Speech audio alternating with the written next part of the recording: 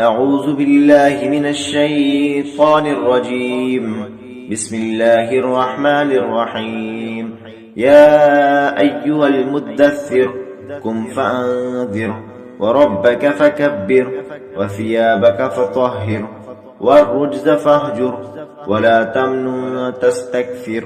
ولربك فاصبر فإذا نقر في الناقور فذلك يومئذ يوم عسير على الكافرين غير يسير. ذرني ومن خلقت وحيدا وجعلت له مالا ممدودا وبنين شهودا ومهدت له تمهيدا ثم يطمع أن أزيدا كلا إنه كان لآياتنا عنيدا سأرهقه سعودا إنه فكر وقدر فقتل كيف قدر ثم قتل كيف قدر ثم نظر ثم أبس وبسر ثم أدبر واستكبر فقال إن هذا إلا سحر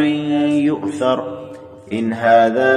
إلا قول البشر سأصليه سقر وما أدراك ما سقر لا تبقي ولا تذر لواحة للبشر عليها 19 وما جعلنا أصحاب النار إلا ملائكة وما جعلنا عدتهم إلا فتنة للذين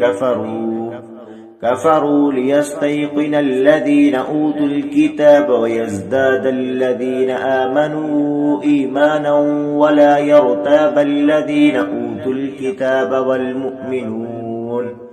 والمؤمنون وليقول الذين في قلوبهم مرض والكافرون ماذا أراد الله بهذا مثلا كذلك يذل الله من يشاء ويهدي من يشاء وما يعلم جنود ربك إلا هو وما هي إلا ذكرى للبشر كلا والقمر والليل إذ أدبر والصبح إذا أسفر إنها لإحدى الكبر نذيرا للبشر لمن شاء منكم أن يتقدم أو يتأخر كل نفس بما كسبت رهينة إلا أصحاب اليمين في جنات يتساءلون عن المجرمين ما سلككم في سقر قالوا لم نك من المصلين ولم نك نطعم المسكين وكنا نخوض مع الخائضين وكنا نكذب بيوم الدين حتى أتانا اليقين فما تنفعهم شفاعة الشافعين فما لهم عن التذكرة معرضين كأنهم حمر مستنفرة